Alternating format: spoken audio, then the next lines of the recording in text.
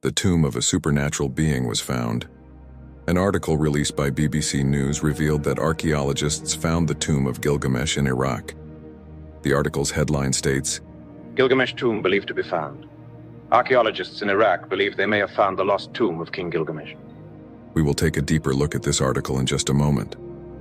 But exactly who is this supernatural being known as Gilgamesh? Well, Gilgamesh is a being that is not completely human. He was first spoken about in an ancient story known as the Epic of Gilgamesh.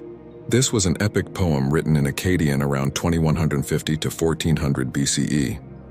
The poem is considered the oldest heroic epic in the world and was told from Egypt to Turkey, from the Mediterranean coast to the Arabian desert for over 2,000 years. Gilgamesh is described as 2/3 god and 1/3 man with superhuman strength. He is portrayed as an arrogant, impulsive, and irresponsible ruler who oppresses his people. He takes the young men of Uruk for his army and the young women for his bed. However, the poem shows how Gilgamesh learns to be a wise king by understanding his civic responsibility and his relationship with the people of Uruk. He comes to realize that his achievements, rather than immortality, are what will serve as an enduring legacy. As we read further into the article, we see even more revealing details on the exact location of where Gilgamesh's tomb was found. The article continues to state this. Now, a German-led expedition has discovered what is thought to be the entire city of Uruk, including where the Euphrates once flowed, the last resting place of its famous king. I don't want to say definitely it was the grave of King Gilgamesh, but it looks very similar to that described in the epic. Jörg Fassbinder of the Bavarian Department of Historical Monuments in Munich told the BBC World Service's Science in Action program. In the book, actually a set of inscribed clay tablets, Gilgamesh was described as having been buried under the Euphrates, in a tomb apparently constructed when the waters of the ancient river parted following his death. We found just outside the city an area in the middle of the former Euphrates River, the remains of such a building which could be interpreted as a burial, Mr. Fassbinder said. He said the amazing discovery of the ancient city under the Iraqi desert had been made possible by modern technology. By differences in magnetization in the soil, you can look into the ground, Mr. Fassbinder added. The difference between mud bricks and sediments in the Euphrates River gives a very detailed structure.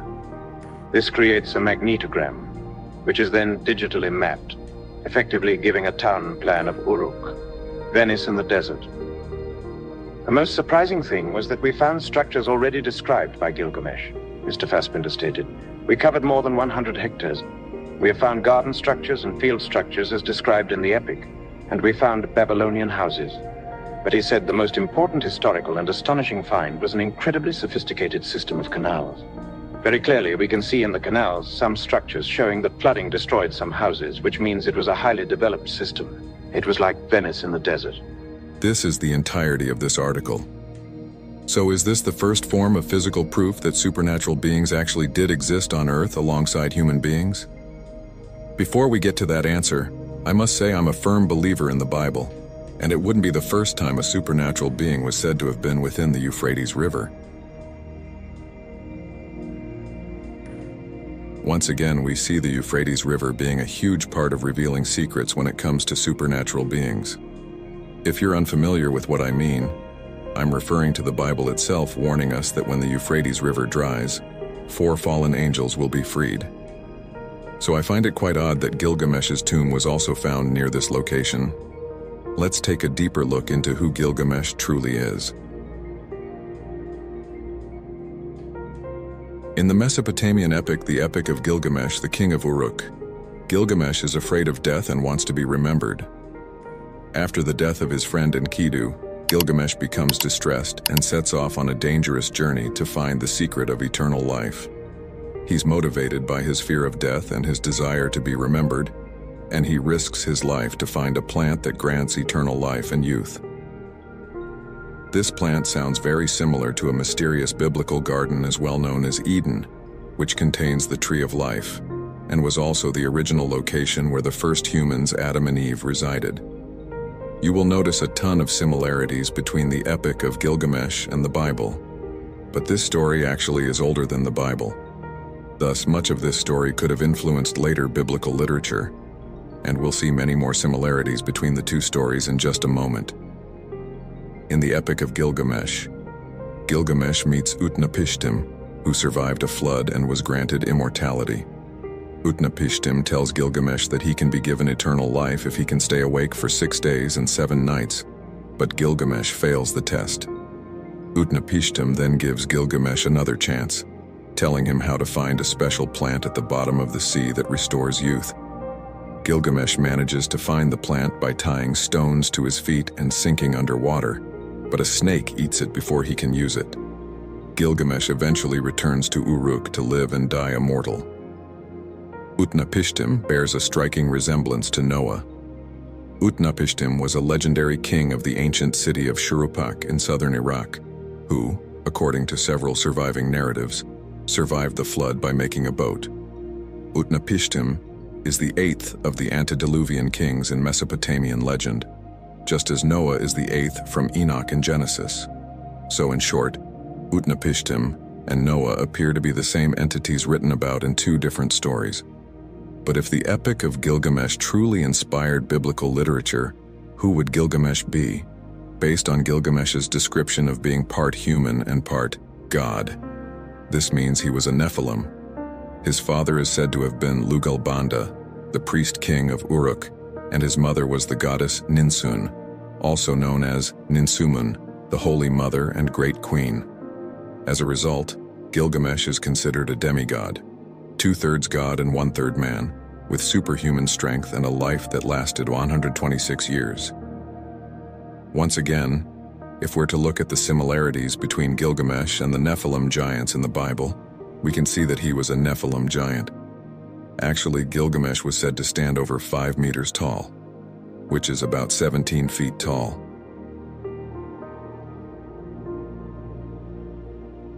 The article about Gilgamesh's tomb being found was posted in the year 2003. During this time, the US invaded Iraq, which is the very place the tomb of Gilgamesh was found.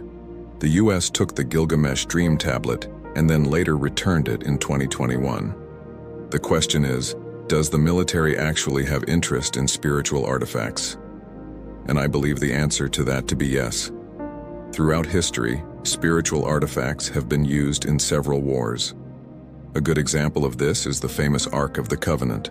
This gold-plated wooden chest guaranteed victory for those who possessed it at the time. This is because the Ark of the Covenant was so powerful that anyone who got too close to it would lose their life.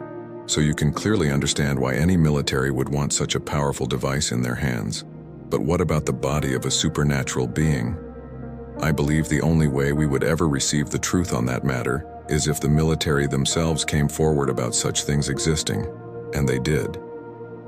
During the war between the US and Afghanistan, many members of the US military and coalition would encounter activity that would defy normality, Orton wrote on Havoc Journal. UFOs, cryptids, and ghosts. Many bore witness to the immense and immeasurable mystery of Afghanistan. What they witnessed is often kept close to the heart, be it terrifying or truly something incredible. Chief among those terrifying encounters was an incident in 2002 with the Giant of Kandahar, a biblical cryptid creature that special forces stumbled upon. According to the first-hand account by one soldier, the Giant of Kandahar, who was said to be responsible for an entire patrol going missing, stood a towering 13 feet tall. It had red hair, 6 fingers on each hand, and 2 rows of teeth for gnashing. The soldier who told this story went under the alias Mr. K. He was one of the soldiers fortunate enough to have survived, because this giant actually took the lives of several soldiers. When the special forces went searching for the missing patrol unit, they found ripped US gear, radios, and eventually even human bones. This Dupree then led into a series of cave systems. A massive spear was then thrown out of one of the caves, piercing a soldier, which took his life instantly. Then, abruptly, out of one of these caves emerged the 13-foot-tall Kandahar giant.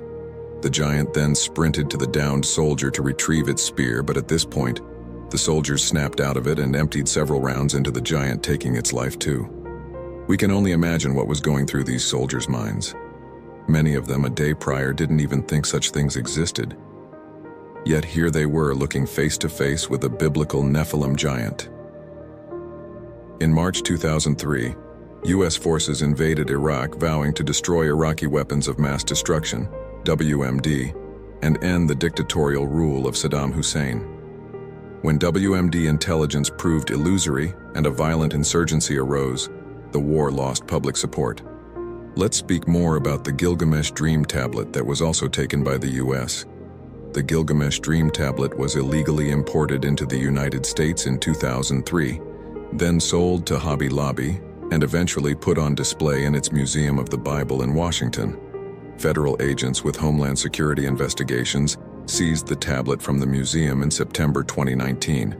So, essentially during the same time the war between the US and Iraq was taking place, the US took this tablet. But the question is, why would the US be interested in the ancient epic of Gilgamesh? If this war was truly just about destroying Iraq's weapons of mass destruction and ending the dictatorship of Saddam Hussein, why would Gilgamesh's dream tablet be of significance? I would love to know your thoughts in the comments below. An interesting theory is that the actual body of Gilgamesh was also found during this war, but I couldn't find evidence on that. However, it isn't too far-fetched since we do know the US had an interest in Gilgamesh, and that Gilgamesh's tomb was found in the same year his dream tablet was also taken by the US. Thus, who's to say if his body wasn't also seized? I mean, what person wouldn't want to take a look if the body of a supernatural being was found?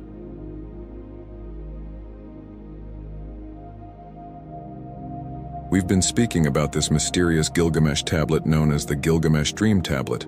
But what is it? This dream tablet recounts a part of the epic of Gilgamesh in which the hero, Gilgamesh, describes his dreams to his mother, the goddess Ninsun, who interprets them as announcing the arrival of a new friend, who will become his companion. Distinct sources exist from over a 2,000-year time frame. In the first dream, a meteor lands in a field outside Uruk. Gilgamesh is drawn to the rock as if it were a woman. After lifting it with great effort, he carries it to his mother, Ninsun. In the second dream, Gilgamesh finds an axe lying in the street. Throngs of people surround it, overcome with admiration. Gilgamesh too loves the axe, as much as if it were his wife. He carries it to his mother and lays it at her feet. Ninsun tells him that both the rock and the axe represent the man he will soon contend with, the man who will become his most trusted companion and counselor, the friend who has the power to save him. This person came to be known as Enkidu. Enkidu is actually described as an animalistic man that lives amongst the animals. He is hairy, he grazes with the animals, and he lacks the power of speech. Enkidu anticipates the hairy Esau of the Bible and possibly Ishmael. Let me know what you think about this in the comments section below. Was the tomb of Gilgamesh truly found? And do you believe the true mission of the US in 2003 was to recover the body of a supernatural being?